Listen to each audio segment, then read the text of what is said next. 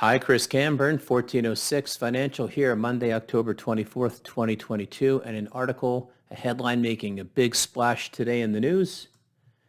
Banks are offering 4.5% CDs, just not to regular customers. Consumers are finding the highest interest rates on CDs in years through brokerage firms. So let me help you understand what this article is talking about, how to find the best CD rates. But first, we have to run some compliance disclosures. I'll be right back. Okay. All right, welcome back. So banks are offering 4.5 CDs, just not to the regular customers. What does this mean? Well, here the article suggests that JP Morgan Chase offers most of its customers a one-year certificate deposit paying a 2% interest rate. But the bank recently offered clients of broker Fidelity Investments a nearly identical product at 4.5%. Well, nearly identical, I guess it's what you would call a traditional CD versus a brokerage CD. And as you may be aware, I mean, interest rates have been going up this year, so money market rates, bonds, CD rates are all effective. But why would a bank pay its customers 2% directly, but double 4.5% indirectly? I mean, it doesn't really say why that happens, but I can provide some explanations. And things from this article that are interesting to know, that even when rates are low, brokered CDs tend to carry higher interest rates than those banks offer directly to the customers. And it says it's on the deposit of wealthy customers, which have been less sticky. Well, it's not necessarily a monetary thing. It's if you have a brokerage account. I mean, you don't have to be wealthy to buy a brokered CD. You can do it for as little as $1,000. So I'm not quite sure what that has to do. But what's interesting is this article says on Friday, which was the October 21st, banks were offering one-year brokered CDs on Fidelity and Schwab, yielding up to 4.5%. Banks were. It doesn't say JP Morgan again. And 6-month CDs are around 4.1.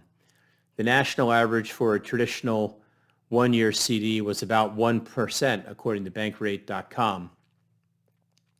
And understand, I mean, I guess these CDs are a little bit like the gym trick, right? You always see the special announced at the gym for new customers, and the new deal is better than your deal. And you think, well, you should be giving existing customers a better deal, not new people. I mean, I've been around for a lot longer than them. But banks do the same thing. I mean, that's the same thing, just a different industry. So let's see if there's any other points in this article. Well, so how do you take advantage of this? I mean, how do you find some of these 4.5% CDs? Hang tight. Let me switch my screen. And as you can see here, I've gone over to the great Google machine and I've put in top CD rates.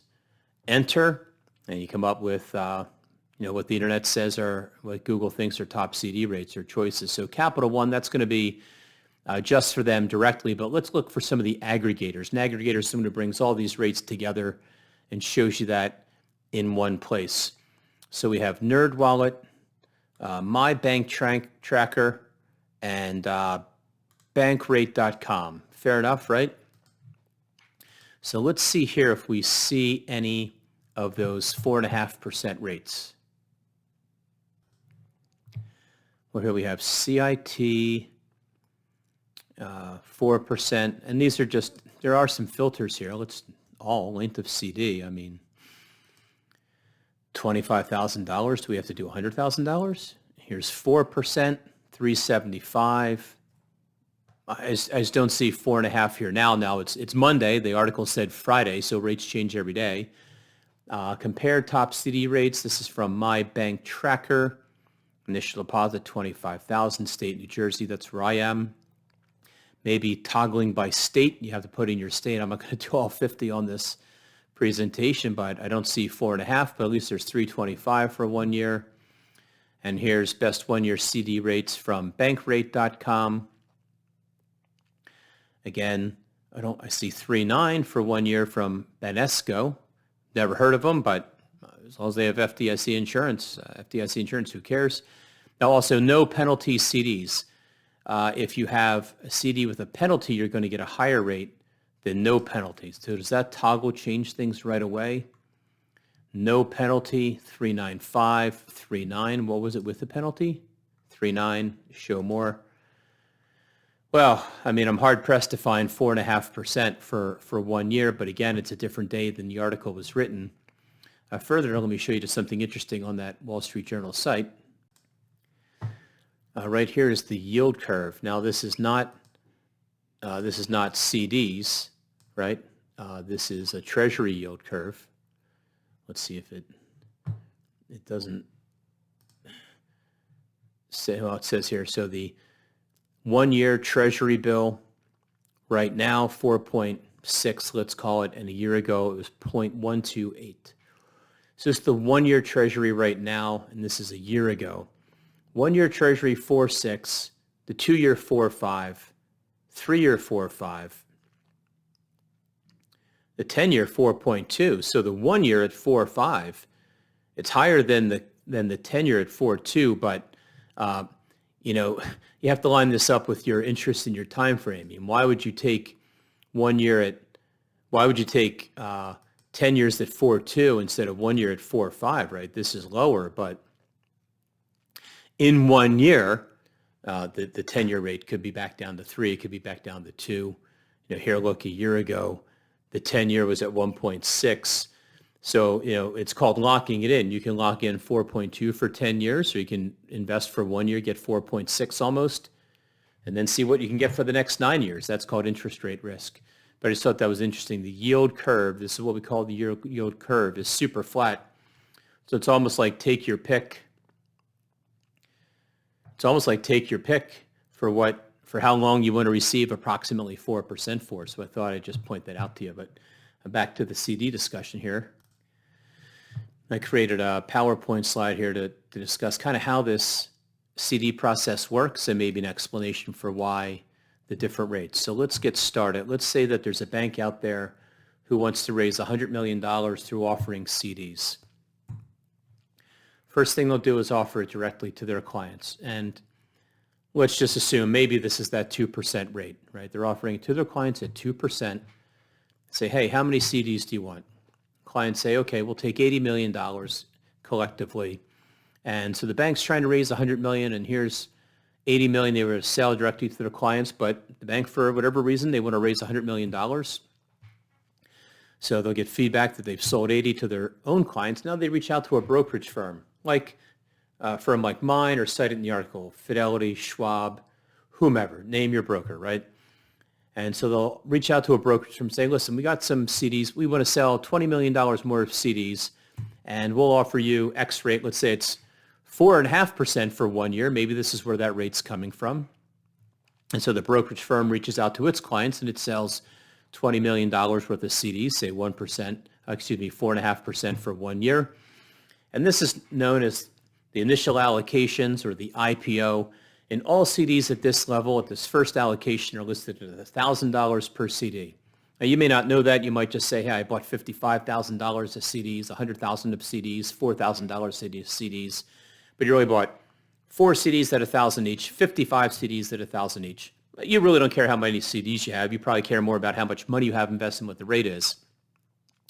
But where this becomes important to know is that once you buy your CD, or if you there are also secondary market CDs. So, and how that comes about is once you buy your CD, or someone buys the CDs, and let's say it's a 1 year CD at 4.5%, and in 6 months, someone who bought one of those $20 million worth of CDs, someone who bought $50,000, let's say, says, listen, I need $25,000 back. Can you help me get out of this? They go back to the brokerage firm where they bought it, and they say, and they list it on the secondary. Hey, who wants to buy my CDs? It's a 4.5% CD for 1 year.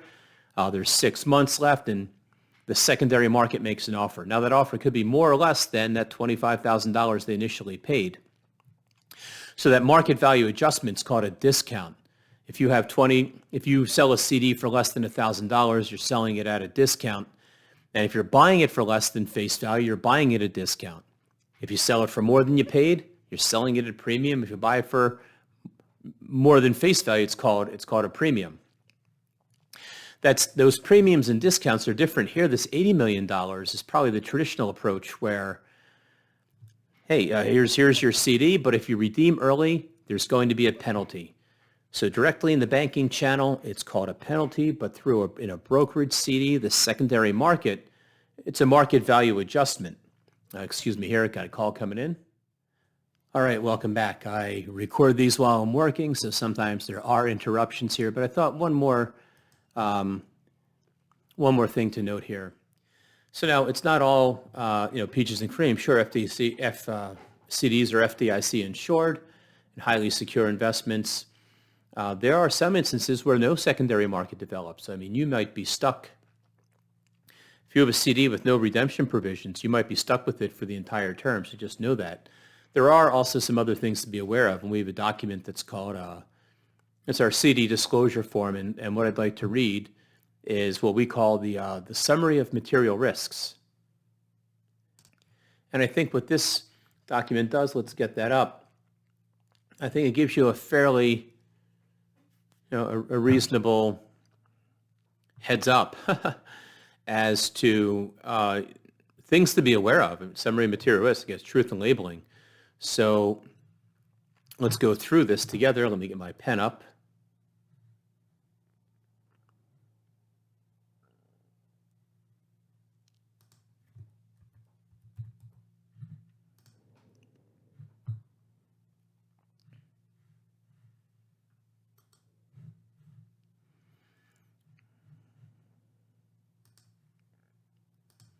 All right, here we go with the pen. So the first one is loss of principal.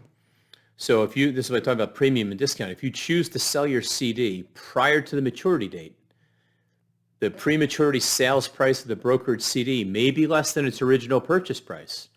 And this will be particularly true if interest rates have risen since the time of the original sale. Number two, secondary market. A secondary market for brokered CDs may be limited. You may not get the best price. I mean, if you buy $25,000 of CDs and the secondary market is offering you $24,000, that's a $1,000 redemption penalty of sorts. You may not want to sell it at that rate. You might just want to hold on to it, or you might need the money and have to take the hit. Call features. Brokered CDs may include a provision that allows the issuing bank or other depository institution to call or redeem the CD prior to maturity at a given price, right? So a CD could be callable at par. It could be callable at a premium. It could be callable at a discount. No, that's not common to be callable at a discount. Typically, it's par or a premium.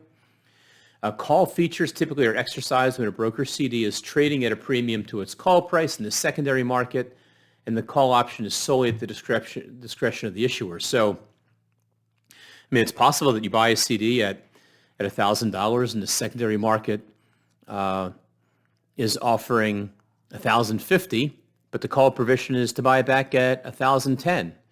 So the bank may call it back from you, and this is entirely possible. But then at that point, the secondary market price wouldn't quite get to $1,050 because the call feature is a price limiter in those instances. And if a brokered CD is called, the investor seeking to reinvest the redeemed funds will be subject to reinvestment risk because interest rates may have fallen since the time they first purchased the brokered CD, right? If you buy a CD at 5%, your initial premium is going to earn 5% the whole time.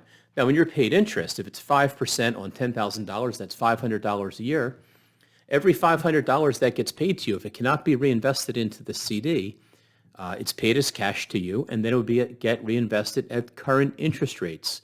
And those rates could be higher or lower than your initial 5% rate. So that's reinvestment risk. Reinvestment risk is the risk that you may not be able to reinvest interest at the same rate as your initial investment. Now, things to know, there are fixed rate CDs and step rate CDs. Brokered CDs may have a step up or step down feature. A step down CD will pay an above market interest rate for a defined period of time, but will then step down to a lower predetermined rate that will be paid until maturity. Kind of like a teaser rate. Hey, we'll pay you a little bit for 1 year, then less for the remainder of the term. Something like that. Similarly, a step-up CD will generally pay a below market interest rate for a defined period of time, but will step up to a higher predetermined rate that will be paid until maturity. The step rate on a brokered CD may be below or above prevailing market rates. Step up and step down brokered CDs are also subject to secondary market risk and often will include a call provision by the issuing depository institution that would likewise subject them to reinvestment risk.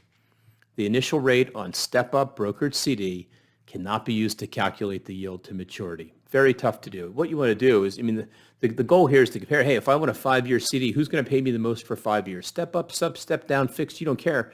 You need to figure out and do some math. Hey, how am I going to walk away with the best rate of return for a 5-year period? And just understand all the options. Tricks, really, I don't know what to call it. There's options. They're not tricks. Possibly. Okay. So you have to understand how to do math to get the best rate possible. Pricing.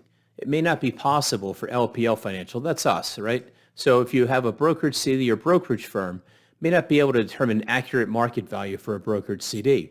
The actual value of a brokerage CD may be different from its purchase price and the price estimate displayed on the client's statement, right?